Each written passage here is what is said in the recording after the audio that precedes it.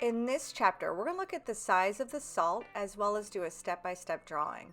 Size matters.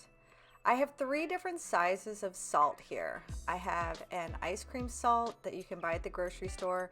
Usually comes in a box. It's not very expensive and you get a lot. This box of ice cream salt I think I've had for about 10 years and I still have a lot left over. You can see how large the granules are. The next one is a kosher salt, a sea salt, sometimes it's called, or a coarse salt. It's much bigger. And lastly, I have table salt. This is going to have the smallest grain of salt, and it'll be interesting to see which one has the best effect. So I'm putting down just a wash of watercolor. This is wet paint onto dry paper. From our basic physical science class, we know that when salt is mixed with water, the salt will dissolve because the covalent bonds of the water are stronger than the ionic bonds of these salt molecules. But what happens when we put salt down with watercolor?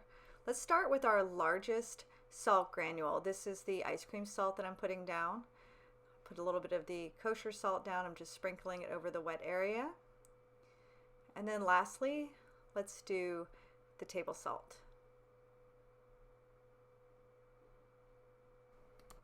Next, we're going to do an experiment where we see if the amount of saturation on the paper matters as much as the size of the granule. So let's see what kind of an effect we get with this. I'm just wetting the paper with clean water, and then I'm going to just drop in some of the paint. So this is the wet on wet technique, and the last technique I did was the wet paint on dry paper, wet on dry. So now that I've got my paint down, or just about, I'm going to go ahead and add my salts. With watercolor, the salt crystals soak up the liquid from the watercolor paint, and it creates areas without much pigment. So to vary this effect, use different sizes of salt crystals as well as different amounts of water. So we'll see which technique works best, either the wet on wet or the wet paint on dry paper. So as we can see, paper saturation matters.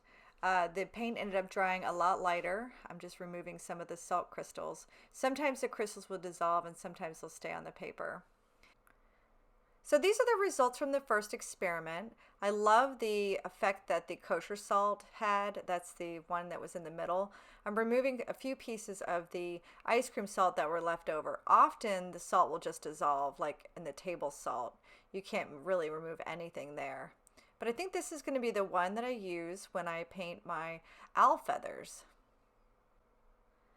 So this will be a step-by-step guide on drawing the owl. First, we need to look at which owl reference photo we want to use.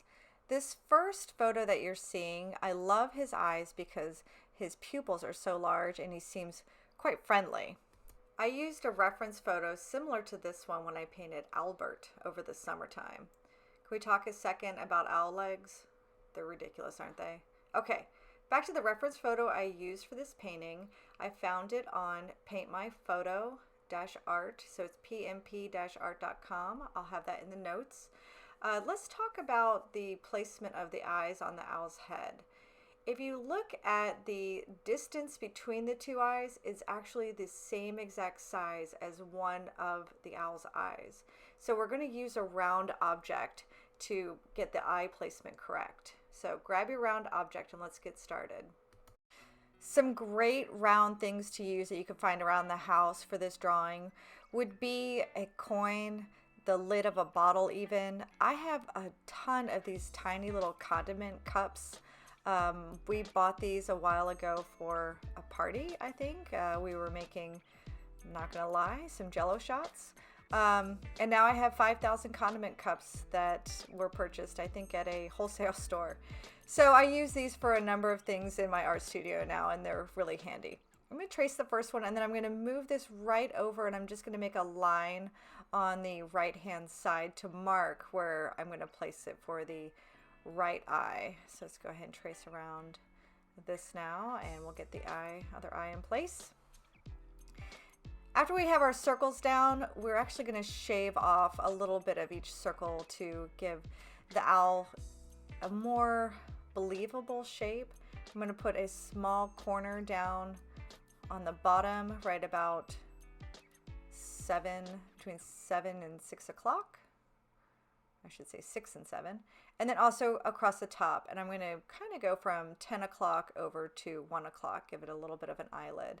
And I'll do the same thing on the other side. So down across the bottom between 5 and 6, and then across the top I'll go back in the opposite direction between 1 and 10 and give the eyelid on either side. Next, we're going to give this owl some eyeliner, and we're going to go on the outside of this circle and just do a thin line around the eye and kind of give it a little bit of eyeliner here.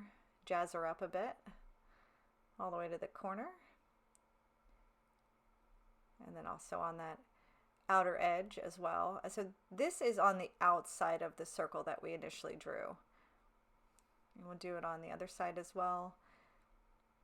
Have an eraser handy because we will go back and erase a couple of the lines from our first circle. Give it some eyeliner on this side.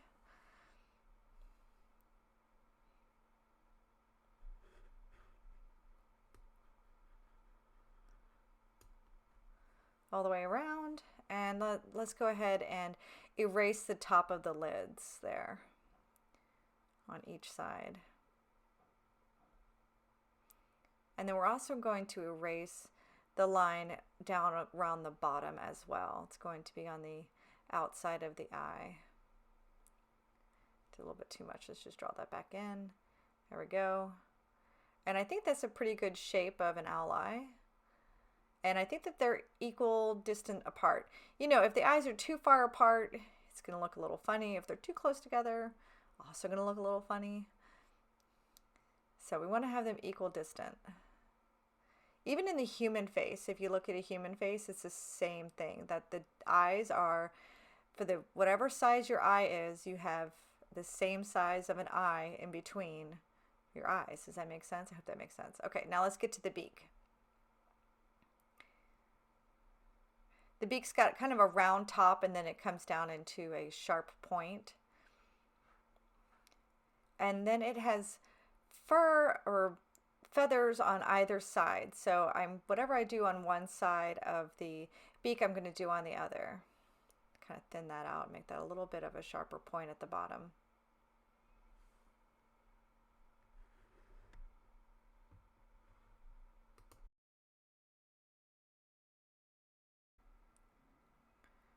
So the shape of the beak is in place. Now I'm going to add the feathers around the beak. Everything I do on one side, I'm going to do on the other, make the face of the owl look very symmetrical. So let's start by putting these in. And a little bit across the top as well. And then same thing over on the other side.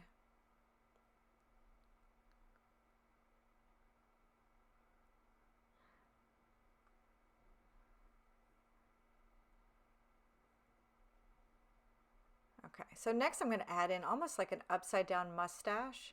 If you look on the reference photo, you'll see that it has this fluffy white upside down mustache right underneath its beak. So I want to go ahead and place that in. I'm using the guidelines of the edge of the eye on how far over I put in my, I'm going to call this my upside down mustache here.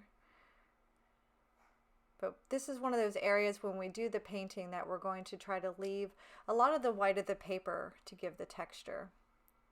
So next we have putting in the horns, which is going to be adding in almost an eyebrow. We'll give it almost a unibrow here right across between the eyes. I'm going to channel my Frida Kahlo. And then going up from about the position of the 12 o'clock from the eye all the way up to the corner of the page. And that's going to be the top of the feather on the top of the head. I'll do the same thing over on the other side to go right about to 12 o'clock on the eye, and then I'm just going to carry that line up to the corner of the page, and that'll be its other horn on the owl.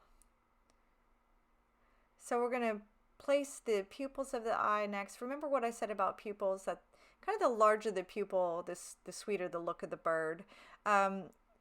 Owl eyes don't dilate as much as a human eye does during the daytime. their eyes actually can absorb 2.7 times actually more light than a human eye. So that's what gives them such keen vision.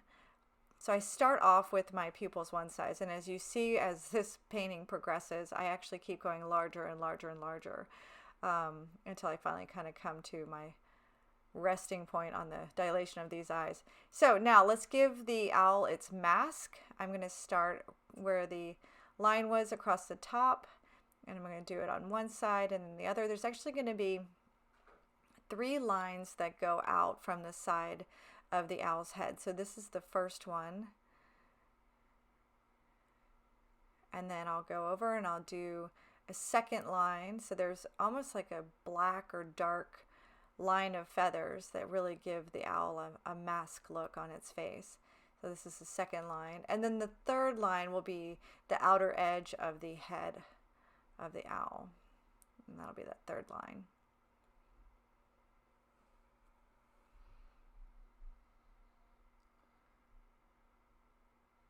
And on this one, I just take this all the way down to the bottom of the page to get the rest of the body in as well.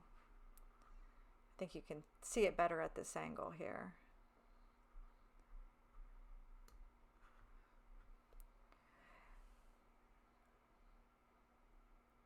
Okay, so get the rest of this down, all the way down.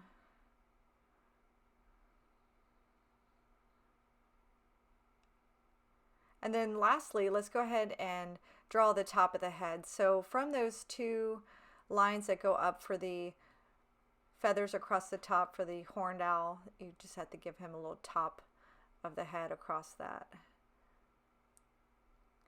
And then I connect that outer edge of the feather from the top down to the outer edge of the head. And I think I've got a pretty good drawing of the owl to start.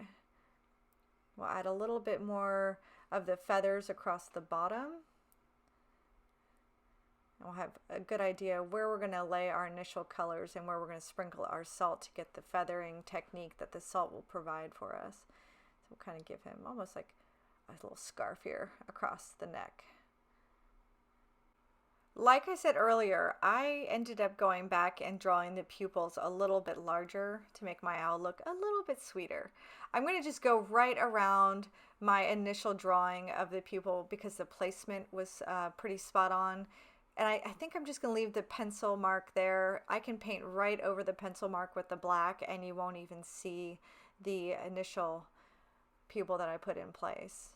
So you can make your pupils as big or as small as you like. I think the bigger the sweeter, but that's totally up to you and your preference. So let's just go ahead and make this one the same size as the other. Definitely make sure that they are equally placed on both eyes. Too close to the center, he's going to look cross-eyed. Too far apart, he may look inebriated. I hope you enjoyed this step-by-step on how to draw an owl and the placement of the eyes. Grab your palettes and your salts, and I think we should get ready to lay in our colors.